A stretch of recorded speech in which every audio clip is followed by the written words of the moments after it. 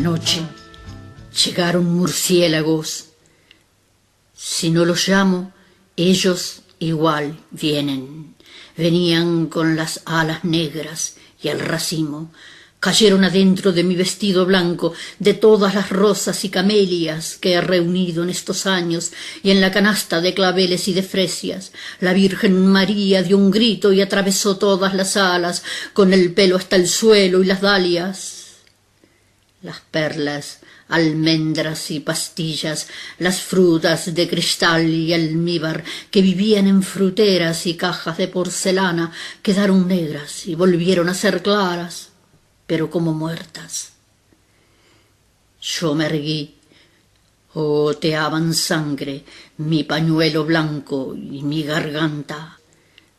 Bienvenidos a Radio Uruguay, bienvenidos a La Máquina de Pensar. Marosa Di Giorgio nos estaba leyendo ese poema llamado Anoche llegaron los murciélagos, con esa voz y con esa dicción y con esa entonación que tenía tan personal, ¿no? Tan individual. Lo hemos dicho durante toda la semana y no vamos a cansarnos de decir, lo dijimos también en el blog de La Máquina de Pensar. Estamos ante una poeta única que generó un mundo propio. El Nano Preiliac está en control de emisiones, el Flaco Germán está en la puesta a punto. Vamos a terminar las voces salvajes de Marosa Di Giorgio esta semana, dedicada aquí a La Máquina de Pensar, con el autor de el último libro sobre Marosa. Se llama Mundo, Tiempos y Escritura en la Poesía de Marosa Di Giorgio, Eber Benítez Pesolano. ¿Cómo le va, profesor? ¿Qué tal? Buenas noches. ¿Cómo andás? Gusto estar aquí. Este libro, Mundo, Tiempos y Escritura en la Poesía de Marosa Di Giorgio, sacó un premio en el MEC de ensayo, ¿no? El primer premio. Sí, fue el primer premio inédito de la edición de 2011. Ajá. Que bueno, después se convirtió en un volumen inédito, que es el que tenés delante. Ajá. Que de alguna manera se materializó Uh-huh. en esa posibilidad. Y bueno, estoy muy contento con este libro realmente. Te pregunto, Eber, antes de hablar de Marosa, obviamente que tratás de encararlas de diversos ángulos, porque creo que se va a presentar la semana que viene el libro ¿no? Ya se hizo una presentación en la Biblioteca Nacional, que en ese momento el presentador fue Roberto Chavarren, y ahora se va a hacer una presentación el 15 de mayo a las 19:30 horas en el Instituto de Profesores Artigas, y allí lo va a presentar Roberto Aprato, y vamos a compartir. Es más bien para estudiantes, digamos, es abierto a todo el mundo. A todo el mundo. O sea, que es el miércoles que viene a las 19. A las 19:30 en el Instituto IPA de Profesores Artigas, en el IPA, Perfecto. Que es en Libertador y Nicaragua. Perfecto, Roberto Aprato es un amigo de La Máquina de Pensar, alguien que vale la pena también escucharlo. Bueno, esto, Marosa, es tu objeto de estudio, la poesía. Hiciste una tesis doctoral ahí en la Universidad de Valladolid también, sí, ¿no? Así es. Siempre la pregunta es, primero vamos por el principio. ¿Cuándo la leíste por primera vez? ¿Te acordás? Porque por más que son enfoques críticos, yo creo que hay una cuestión de entusiasmo también, ¿no? Sí, mira, yo la leí por primera vez, un amigo me acercó, creo que era Historial de las Violetas o Clavel y Tenebrario. Aún no estoy seguro. Pero empecé a leer a esas instancias, sería el 79, el 80. Estábamos en el Sorocabana, Marosa iba al Sorocabana y un día me la señaló. No hablé con ella, con Marosa hablé años después, pero la veía en aquel momento y me resultó algo impactante, difícil de atrapar desde el punto de vista, me refiero a sus poemas. Algo que de alguna manera todavía retomo en este libro y en otros estudios anteriores, artículos anteriores, ensayos, porque este libro es una parte de, digamos, no final, pero que está precedido por otros trabajos, y yo advierto que hay algo que mantengo con Marosa y que tiene que ver con esa excepcionalidad y la dificultad para clasificarla y la dificultad para establecer comparaciones. O sea, a veces es fácil encasillar una obra literaria, o es fácil generar afinidades, incluso afinidades electivas por parte de bueno, dónde situamos este autor, dónde no lo situamos. O con quién está emparentado. Con quién está emparentado, pero los parentescos a mí me parecen visibles y al mismo tiempo lejanos. En el caso de Marosa. En el caso de Marosa. Vos decís una frase que la repetís incluso no de este libro, pero estaba aparentemente de otro, de que la obra de Marosa, los poetas y relatos, carecen de gestos o de pactos tranquilizantes con los lectores. Sí, sí. En realidad, yo pienso que los textos de Marosa, lo que hace a la obra de Marosa, no produce un pacto que se pueda, por ejemplo, estabilizar como si fuera, bueno, esto es literatura fantástica, bueno, esto es literatura maravillosa, bueno, esto es un texto de formación alegórica. Es decir, en Marosa no hay un... Es decir, cada una de estas menciones es un pacto para mí. Sí. Por ejemplo, si uno lee 100 años de soledad, yo lo he comentado durante la semana, que es un libro accesible para mucha gente, digamos, que disfrutó, y a la vez con un gran éxito en la alta crítica académica. O sea, así es.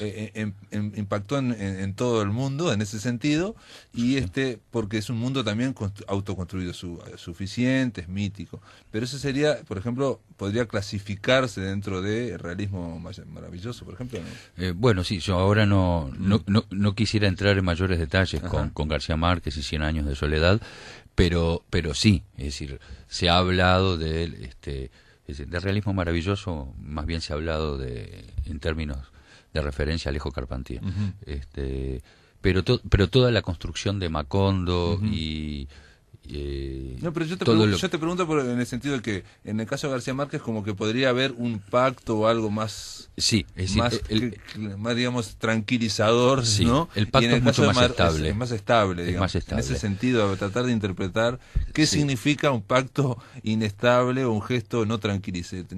Exactamente. O sea, porque en Marosa hay un componente visionario. Yo años atrás escribí un trabajo que se llama El realismo literario de Marosa de Giorgio, que es un título un poquito provocador y paradójico, ¿no? O sea, es decir, hay un elemento que es el efecto de realidad que tiene es decir, el mundo que nos presenta. Es decir, no es meramente simbólico, aunque puede absorber interpretaciones simbólicas como cualquier cosa las puede absorber. Es decir, no es estrictamente un mundo alucinatorio, es decir, y tiene contactos con todo eso. Sin embargo, este mundo se postula como digamos, este mundo poético es un mundo representado con estatuto de realidad. Es decir, tiene un estatuto, digamos, una convicción de lo que aquí ocurre. De lo que te está contando es como que es real, por lo menos para el narrador. De que lo que se rompe en las leyes de la naturaleza es algo instituido en este mundo. Sí, eso ocurre. Por eso en Marosa yo no encuentro énfasis de transgresión. No hay un énfasis. Todas las cosas sean naturalmente. Exacto. Digamos, dentro de ese mundo, ¿no? Así es. En tu libro decís una cosa que a mí me llamó la atención. Digo, obviamente tratás de abordar o tratar de digamos, no sé si clasificar, pero por lo menos, digamos, desarmar algo de estos mecanismos, si es que se pueden desarmar. Y decís algo que a mí me llamó la atención y que parece que no todos los poetas, los grandes poetas, no todos los escritores tienen un mundo propio.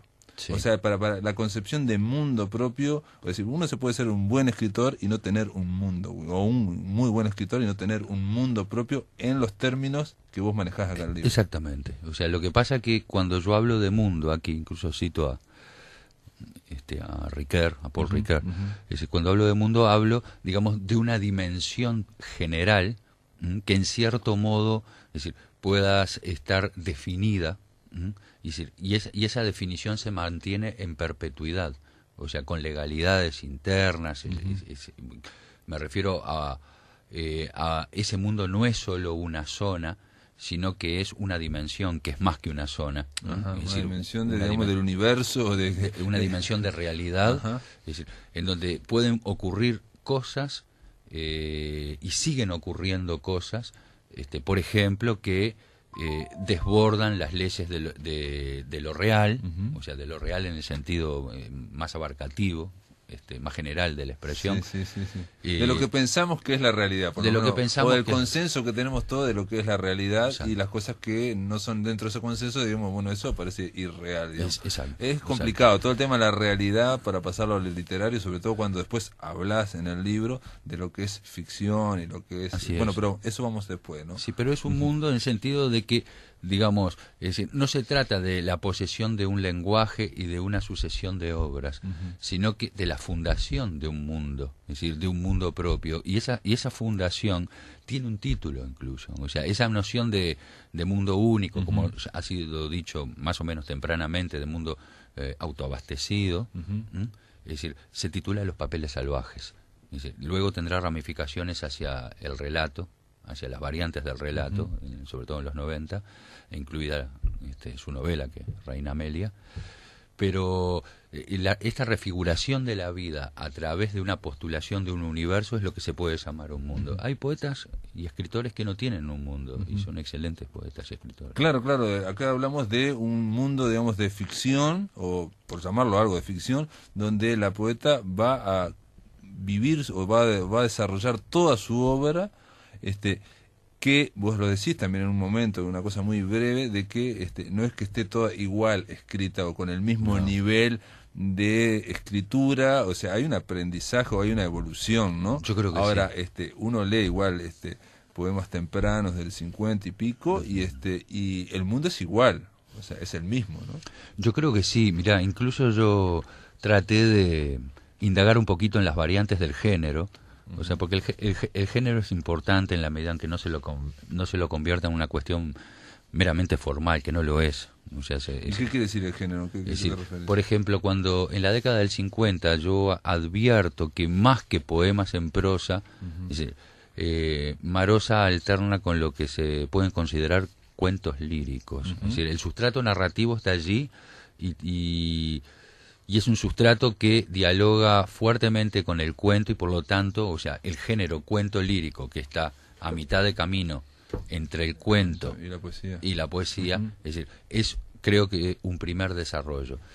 Esto creo que no ha sido visto siempre así o no se Pues ha puesto en énfasis otro momento eso. hablas por ejemplo, digo, nosotros acá organizamos el Te Cuento, que es un concurso de minicuentos por SMS. Sí. Y decís que ella escribe microrelatos y que escribe microfábulas. Sí, no sé si son tan micro, porque algunos son un poquito más extensos. Ah, bueno, sí, pero digamos de media página. Una cosa Sí, así. sí, media página, sí. una página y también un poco más.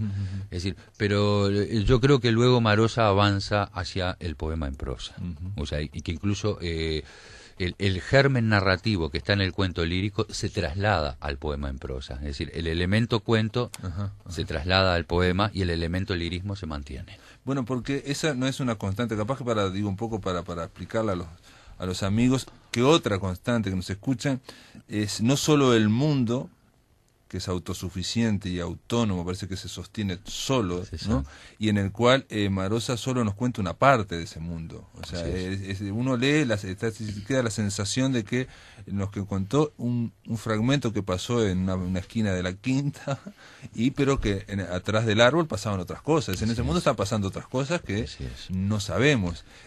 Por un lado, el mundo autónomo, y por otro lado, esa idea, o no sé, esa intención de contar, porque si estamos hablando de una poeta, pero siempre está como contando cosas de ese mundo. Claro.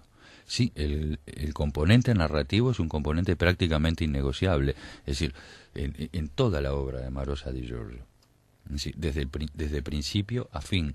Incluso yo he tratado de estudiar en ese libro, es decir, cómo hay libros en que ciertos poemas en prosa tienen, digamos, un enganche secuencial de un relato en progresión, y en otros casos hay poemas, es decir, que en realidad el vínculo es asociativo por sobre todas las cosas, ¿no? Y hay poemas como que viven en sí mismos. Es decir, entre esa tensión entre lo que va de un poema a otro y constituye una narración, y lo que va de un poema hacia sí mismo y constituye un texto lírico un poco autosuficiente, bueno, esa tensión está siempre en Marosa. Es decir, uno puede abrir Los papeles salvajes poco menos que en cualquier lugar y sentir un texto como fundado en sí mismo y al mismo tiempo suficiente. Y por otro lado, cuando tú ves los textos que le acompañan, puede formar parte de una secuencia. Sí, está emparentado con otros. O sea, a mí me pasó una cosa que me da un poco de vergüenza decirla acá en los micrófonos, pero bajé de internet unos poemas de Marosa y los imprimí así, viste, como sin mirar, y cuando voy a leerlos, resulta que, bueno, había quedado mal, viste, cuando lo copias al Word, quedaban todos mal, digamos, configurados, y aparte no tenían título. Entonces empecé a decir, ¿y dónde termina uno y dónde empieza otro? Y en algunos casos está claro dónde termina uno, y en otros es posible que continuara. Digo, pero esto continuará. Y entonces te das cuenta que si un poema tenía más de 2 páginas, bueno, esto acá obviamente se cortó, hay 2 poemas o 3, pero cuento esta pavada que para decir que es posible en algunas partes seguir leyendo la poesía de Marosa emparentada como si estuviera contando o narrando o describiendo, porque aparte como esas narraciones se cortan, así comienza con otro lado, y entonces ya está en la propia poesía esa posibilidad, ¿eh? Así es. Tú tomas, por ejemplo, algunos poemas de La Liebre de Marzo, que es del año 81, tú los podés seguir, es decir, digamos, están articulados narrativamente, hasta que de repente desaparece la articulación con uno que viene después. Es decir, pero desaparece la articulación narrativa, no la de atmósfera, el clima, claro. No la del clima, incluso no la de lo que se denomina técnicamente de otras maneras, ¿no? O sea, pero lo que podríamos llamar ciertos núcleos temáticos asociados, no causativamente, es decir, pero que dejan ver, digamos, intensas redundancias entre un pasaje y el otro, que dan la solidez del mundo, justamente, dan la solidez del mundo y la instalación de esa voz en ese mundo. Bueno, eso vamos a hablarlo después en el siguiente bloque, pero bueno, me parece que para empezar, aclarar bien esto, lo del mundo, que lo hemos hablado durante toda la semana, pero está bien lo de que es un universo propio, y después de la pausa vamos a ver por qué tiene una voz propia la señora Marosa Di Giorgio. Algunos nacen en silencio, otros con un breve alarido, un leve trueno. Unos son blancos, otros rosados. Ese es gris y parece una paloma, la estatua una paloma. Otros son dorados o morados. Cada uno trae, y eso es lo terrible, la inicial del muerto de donde procede. Yo no me atrevo a devorarlos, esa carne levísima es pariente nuestra. Pero aparece en la tarde el comprador de hongos y empieza la siega. Mi madre da permiso, él elige como un águila, ese blanco como el azúcar, uno rosado, uno gris. Mamá no se da cuenta de que vende a su raza. Rosana y Rosana volvían del baile, nos estaba leyendo Marosa Di Giorgio en ese disco Diadema, que por suerte se puede conseguir, y es impresionante la voz, la presencia de ella. Bueno, Ever, yo te estaba hablando fuera del micrófono otra cosa, pero igual, no importa. Ahora vamos a lo que dijimos en el bloque anterior. Una cosa tiene un universo propio, ¿no? Pero vos ahora decías que también tiene dentro de su universo una voz propia, porque como un poco hablamos con Luis Bravo hace unos días, una cosa es tener un mundo onírico o de sueños o lo que fuere, y otra cosa es después trasladarlo al papel. Sí, yo para empezar creo que el mundo de Marosa no es un mundo onírico, es otra cosa, porque un mundo onírico es también una estabilidad. O sea, yo creo que Marosa desestabiliza de otra manera. Es decir, un mundo onírico también requiere de algunas operaciones, incluso no solo semánticas, sino sintácticas. O sea, la frase marosiana es una frase bastante canónica. A vos decís que es bastante sencillo como escribe, digamos, eso le dice, ¿no? Una prosa bastante... Es bastante canónica. Transparente. Pero es densa en su en su composición, en su significación. Tiene momentos profusamente rítmicos. Hay verdaderamente se encuentran versos, tú tenés el libro, yo investigué todo eso, se encuentran versos diseminados en la prosa, pero al mismo tiempo la prosa tiene un momento de estallido en algunos poemas de varios libros que se convierte en verso. Es decir, empieza a trabajar, digamos, en el quiebre de la cadencia de prosa hasta convertirse en verso, porque aparecen pausas métricas, aunque sean irregulares. Entonces eso quiere decir que la potencia de lo poético era algo que estaba instalado y de pronto estalla hacia la memoria del verso. Entonces, porque detrás del poema en prosa siempre hay una memoria del verso. Ajá. Ella dice en un momento, dice en una entrevista, que lo de ella no es rimada, no es poesía rimada, pero es ritmada. Exacto. Es decir, tiene una plena conciencia cuando está diciendo que eso. Tiene ritmo, o sea, es consciente del ritmo. Ya está escribiendo, aunque sea prosa, pero con un ritmo. Exactamente. Además, para ella siempre fue poesía con mayúscula. O sea, Marosa, digamos, con una concepción incluso romántica, no deja que su obra se deje designar por una serie de procedimientos y de relaciones con la tradición de los géneros literarios. Siempre es poesía. Porque prosa poética, eso sería una discusión un poco más larga, tiene que ver con algo que está entre la narración y la poesía, digamos. Prosa poética tiene que ver con el siglo XIX, una cosa, una evolución. Exacto, tiene orígenes románticos, si se quiere, o sea, de los orígenes más inmediatos. Incluso la derivación de la prosa poética hacia el poema en prosa, o sea, no es lo mismo la prosa poética que el poema. El poema en prosa ya constituye uno de los géneros líricos originales del romanticismo y que se consagran luego, como sabemos, con Baudelaire, o sea, aunque tiene predecesores muy importantes. Pero tiene que ver con un proceso en el cual los géneros de alguna forma se van desbordando o se van, ¿no? Combinando, tiene que ver con el siglo XIX, todos esos cambios, y llegan a Marosa, digamos, pero ella dice que ella es poesía, digamos, poesía, clásica, exacto. No quiere que nadie la adjetive, prosa poética o que alguien, ¿no? Exacto, o sea, y se niega en algunas entrevistas a decir sí, son poemas en prosa. Se niega a la clasificación, se niega, digamos, a la división de alguna frontera, al establecimiento de alguna frontera genérica, así como no nos permite claramente establecer una frontera categorial, como si fuera los realismo fantástico. Del mundo, digamos, del mundo de ella. Del mundo de ella. Entonces, pero eso es normal en un escritor, en un artista, ¿no? Que es negarse a la categorización, ¿no? O sea, algunos no. Prosa poética, ¿no? Poesía en prosa, y dice, no, yo quiero hacer poesía. Chao. Sí, bueno, sí, algunos. El caso de Marosa, que incluso yo creo que la prosa de Marosa dialoga con bastante potencia con la prosa surrealista, ¿no? O sea, pero no se confunde con ella. No se confunde, aunque el surrealismo no siempre fue asintáctico para nada.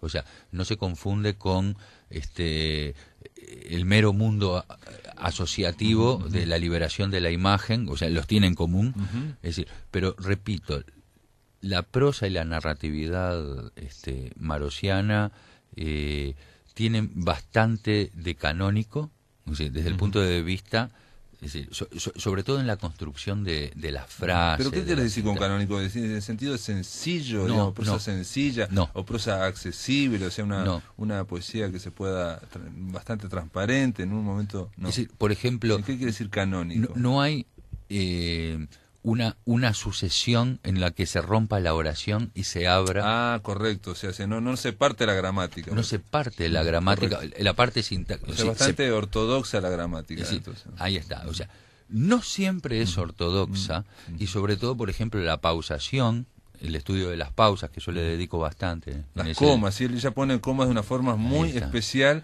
pero que cuando lo lee, está perfecto, digamos, porque tiene una cuestión muy de oral. Vos decís en una frase que me parece que es fundamental para esa voz de Marosa, recorriendo todo ese universo que ya está construido, que ya lo tiene ella desde no sé dónde, desde no sé cuándo, que es la voz de una mujer que se recuerda como niña.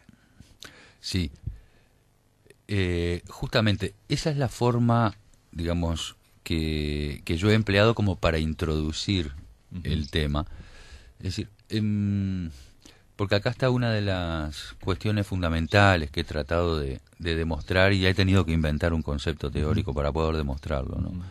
Es un concepto que se llama polifonía intrasubjetiva, o sea, voy a tratar de explicarlo brevemente. Es decir, digámoslo así, en Marosa hay varias voces simultáneas. Estas voces simultáneas se pueden estudiar, es decir, por momentos son alternancias y en otro momento hay combinaciones que se ponen cerca y de lo que podríamos llamar una fusión de voces. Esas voces pertenecen a distintos tiempos.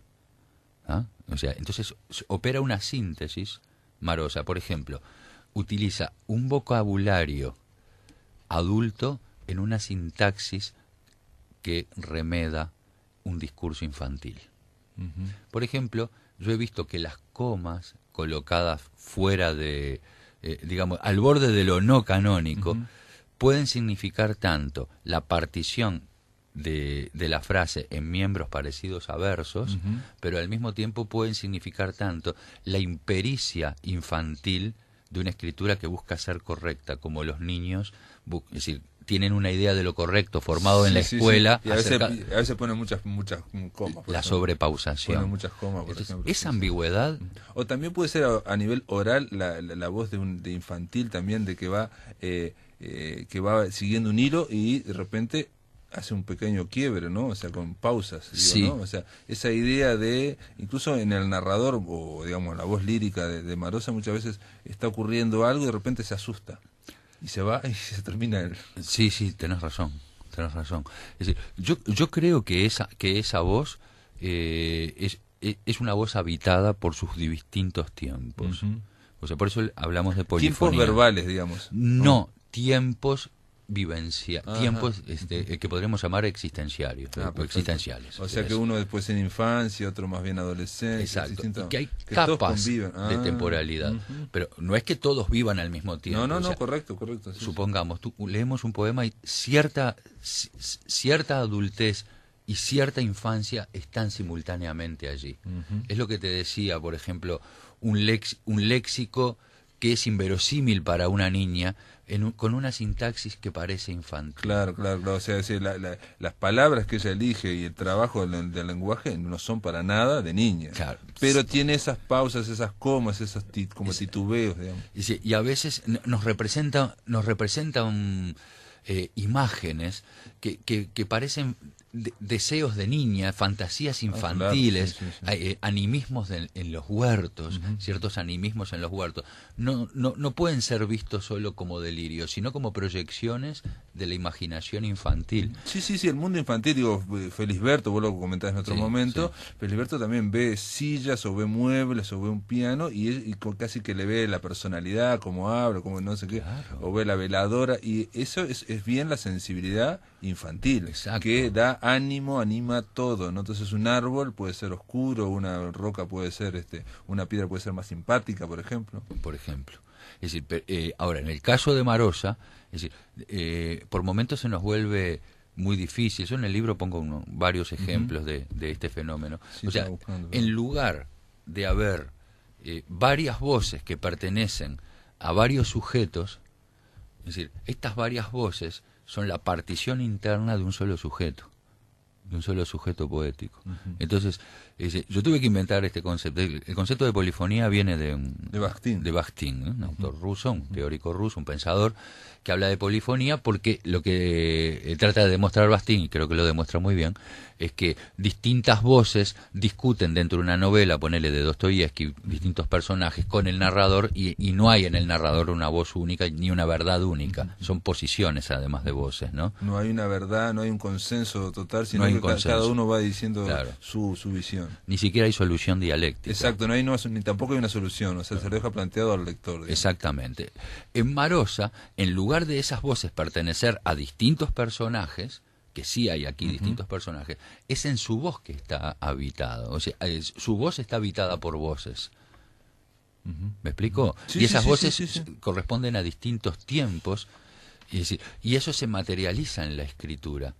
De repente hay un devenir, digamos un decurso, es decir, en un poema que te hace pensar. Yo esto incluso lo experimenté con estudiantes míos del IPA y de la Facultad de Humanidades. Sí, vos lo planteaste. Claro. Sí, con el libro. Y le preguntaste, ¿ustedes quién piensa que está hablando? Claro. Y todo el mundo dijo que una gurisa, una niña. O sea, veían la voz niña, pero veían la composición adulta. Claro. Veían ciertas tradiciones literarias, incluida la de Lewis Carroll. Claro, Alicia en el País de las Maravillas. Claro. Marosa lo leyó por el 70 y pico, porque a veces hay algunos que se lo atribuyen a los orígenes. Ajá, ella dice que no viene de ahí. Aunque tiene un vínculo, cuando digo Liebre de Marzo, parece que el conejo... No, pero ese libro sí, ese lo escribe ya, digamos, habiendo leído y bien a Lewis Carroll. Pero en Marosa, digamos, las incidencias son múltiples, ¿no? Es decir, desde aquello que nos contara Nidia, entre otras cosas, ¿no? Como la madre les leía a Delmira Agustini. Es decir, a Rubén Darío, a Herrera. Bueno, ayer nos contó que leían a Lord Byron, por ejemplo. Exacto. Es decir, el romanticismo está en la base de una serie de influencias, digamos así. Es decir, de tentaciones, también podemos decir, y los vínculos con el romanticismo creo que de alguna forma habilitan este mundo de Marosa de Giorgio como un mundo mucho más de la expresión, del impulso de la expresión, que del impulso de la representación. Bueno, después de la pausa te voy a preguntar para que aclares bien esto, pero aparte para hablar de cuánto de autobiográfico puede haber en este mundo, porque este mundo también fue construido, pero Marosa vivió, y Nidia y la prima Iris aparecen varias veces, y bueno, aparecen los padres también. Rosana y Rosana volvían del baile, en el aire oscuro de la noche de antes del alba, el pelo suelto, las enaguas de raso hasta el suelo, cayeron unas agujas largas como espinas de grandes pescados.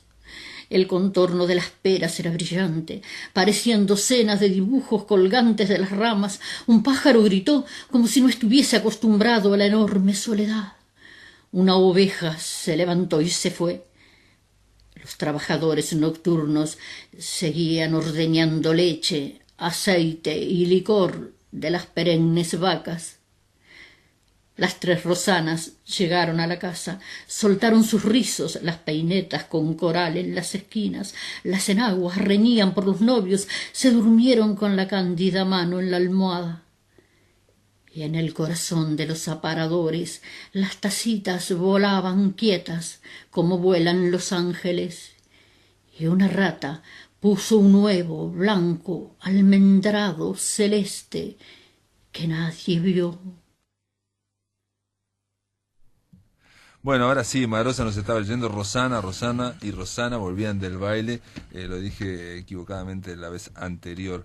Estamos aquí conversando con Eber Benítez Pesolano. Él es autor de Mundo, Tiempos y Escritura en la poesía de Marosa de Giorgio. Estamos de alguna forma paseándonos por este libro que obviamente tiene muchos otros ángulos, pero bueno, queremos tratar un poco de ordenar o ver un poco la visión tuya, Eber, que obviamente es en una entrevista, ¿no? Hablábamos de que en el primer bloque hay un mundo, un universo propio de que es algo, como decías vos, es algo muy que no se encuentra frecuentemente. Así como ahora está muy de moda decir, esta es un clásico, el mejor libro de los últimos 10 años, o de la década, en fin.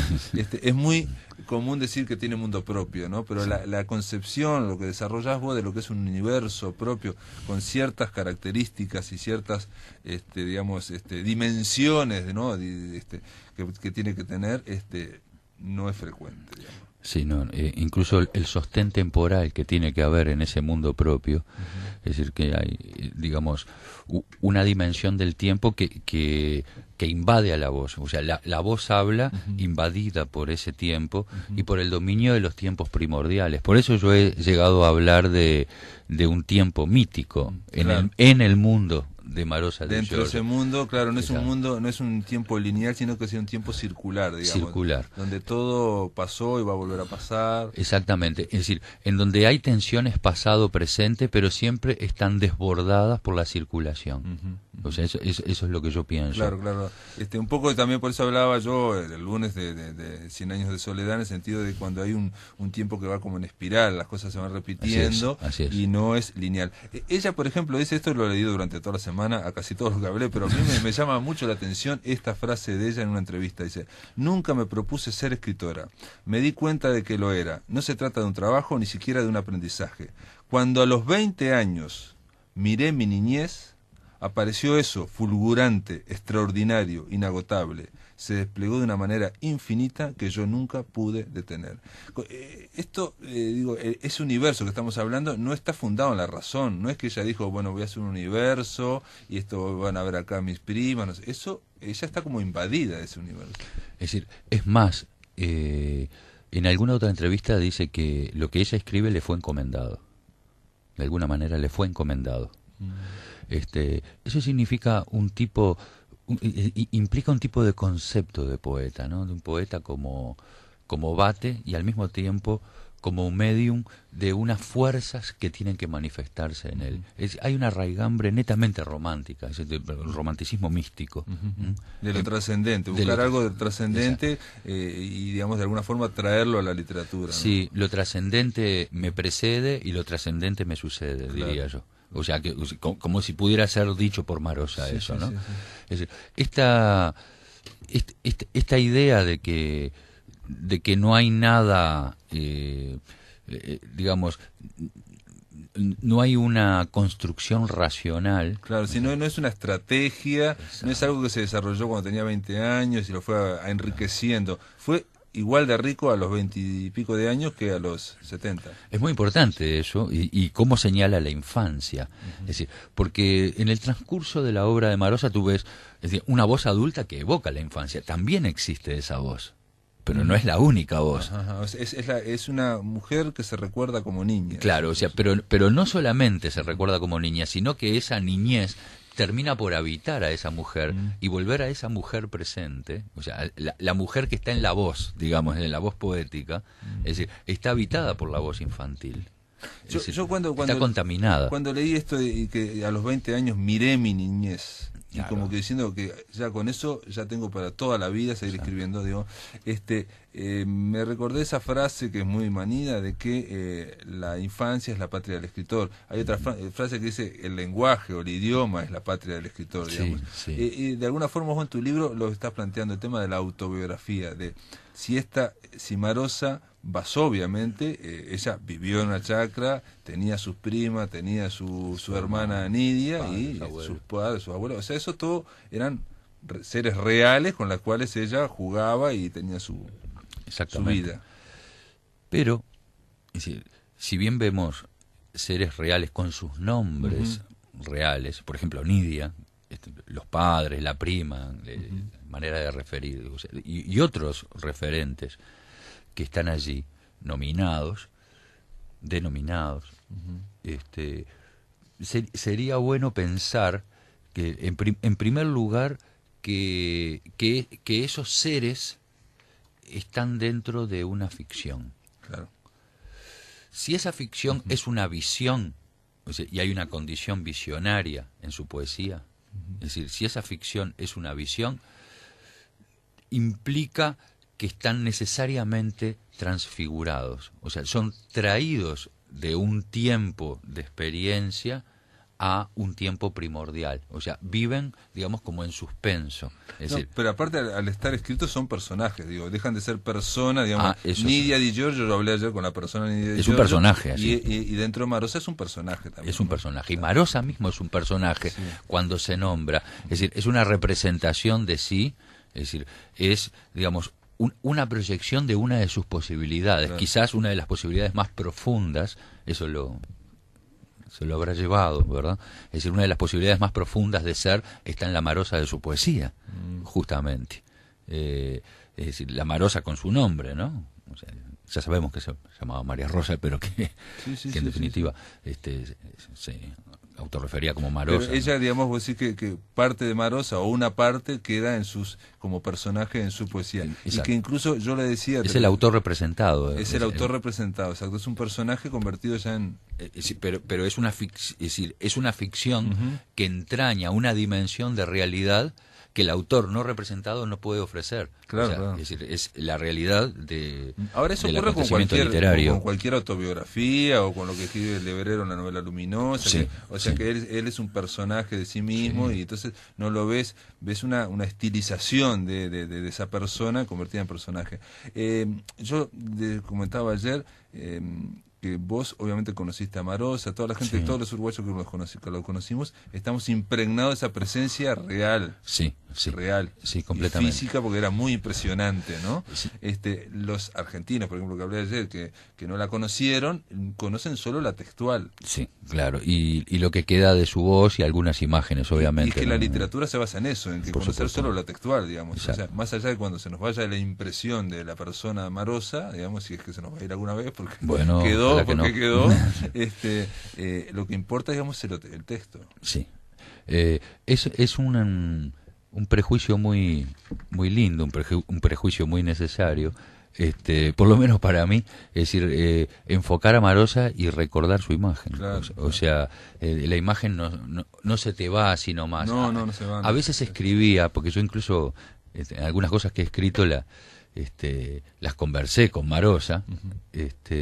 A veces escribía alguna cosa y me imaginaba, yo también proyectaba la fantasía de ¿qué podría pensar Marosa? diría? ¿Qué me ¿Qué estaría sería? diciendo? Porque era capaz de decírtelo claramente, ¿no? Te lo decía, digamos, Eh, vos le planteaste algunas cosas, algunas ideas de estas. ¿Se las No, planteaste? sí, mirá. ¿Y de tu poesía le mostraste alguna vez poesía tuya? Sí, algunas cosas, aunque yo prefería enfocarme sobre ella cuando la veía. ¿Y pero qué te dijo? Sobre mi poesía, la verdad que no me acuerdo lo que me dijo.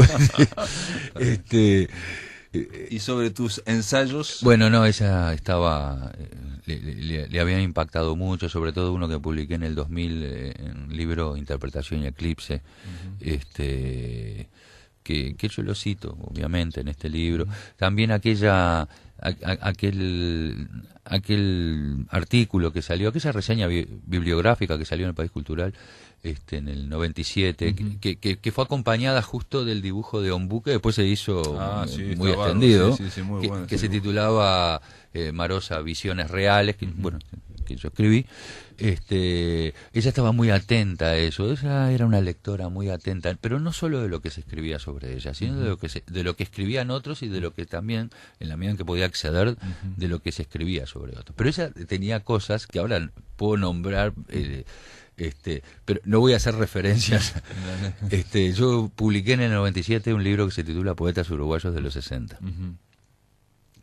Entre ellos está Marosa. La introducción es mía y hay trabajos de otros, obviamente. Y con respecto a un trabajo, Marosa tenía disensiones de otro crítico, ¿no?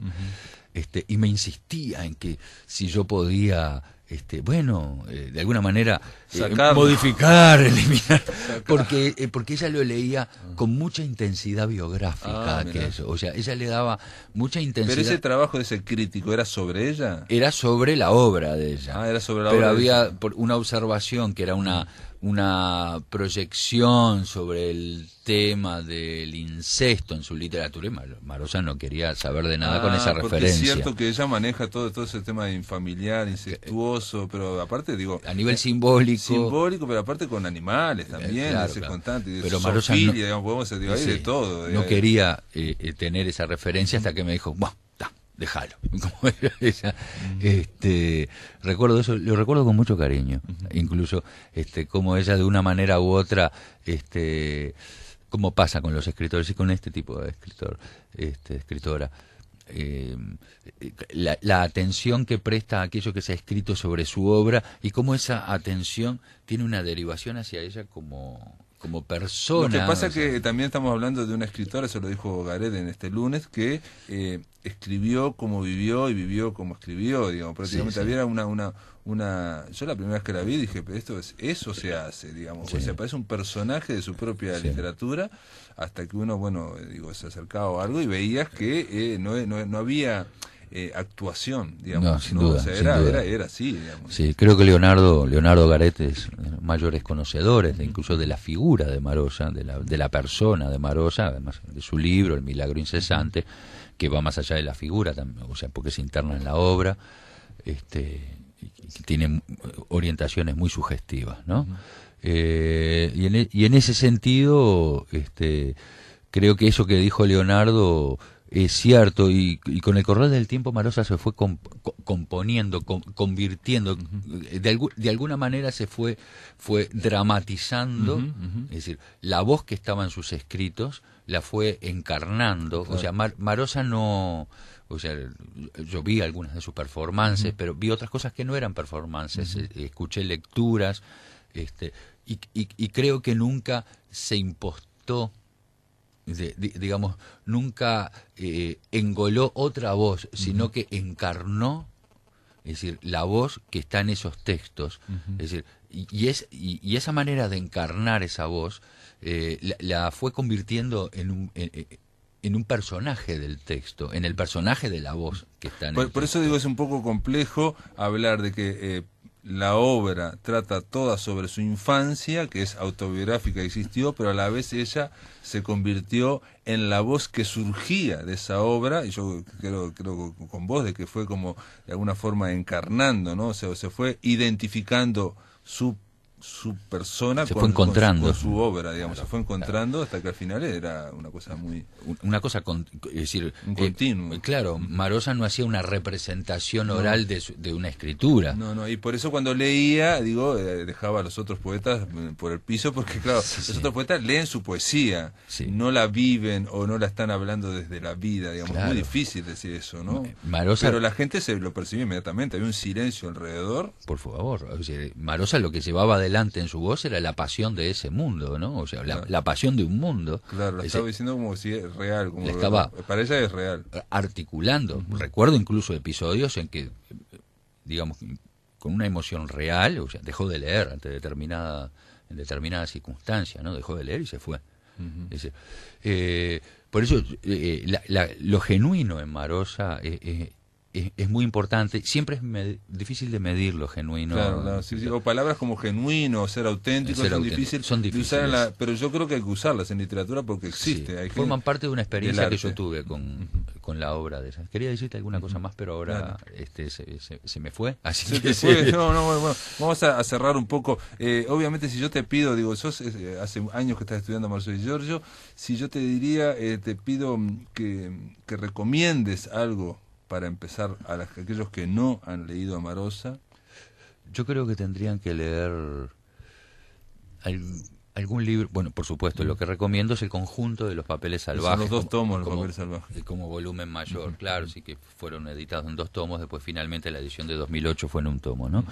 Y por supuesto cualquiera otro de los textos, los relatos, Camino de las Pedrerías, etcétera.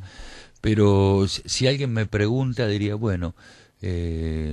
puede leer Historial de las Violetas o Clavel y Tenebrario, puede leer La Liebre de Marzo, La Falena.